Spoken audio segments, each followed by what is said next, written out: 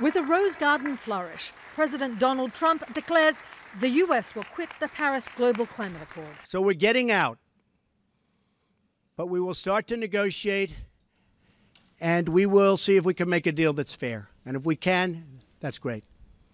And if we can't, that's fine. The president insisting he will begin negotiations to re-enter the agreement or establish an entirely new one.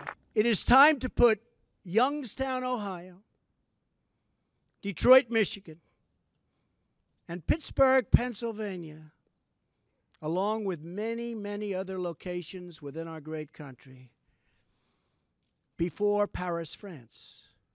Abandoning the pact was one of Trump's top campaign pledges.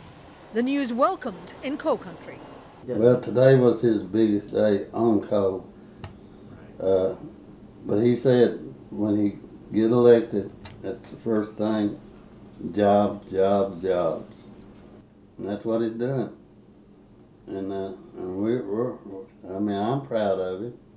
Forward, together, not one step back. Forward, together, not one step back. Just hours after the president's announcement, protests outside the White House gates. Every human being on Earth lost today, but no one lost more than the American people. Scientists say Earth could reach more dangerous levels of warming sooner because America contributes so much to rising temperatures. Calculations suggest withdrawal could result in emissions of up to 3 billion tons of additional carbon dioxide in the air a year, enough to melt ice sheets faster, raise seas higher, and trigger more extreme weather.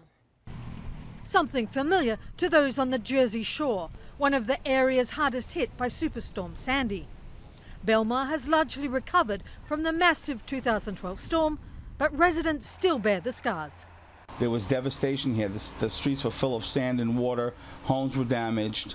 I think we're going to see more of it, unfortunately, and if we don't take care of it now, I think that's going to be the norm rather than the rarity. Maine lobsterman Tim Pettis has seen the impact of global warming firsthand.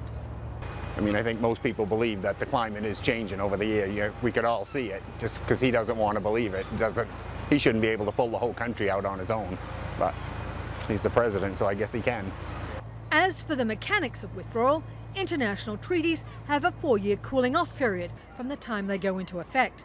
That means it could take another 3.5 years for the US to formally withdraw, though Trump has promised to stop implementation immediately. Tracy Brown, Associated Press.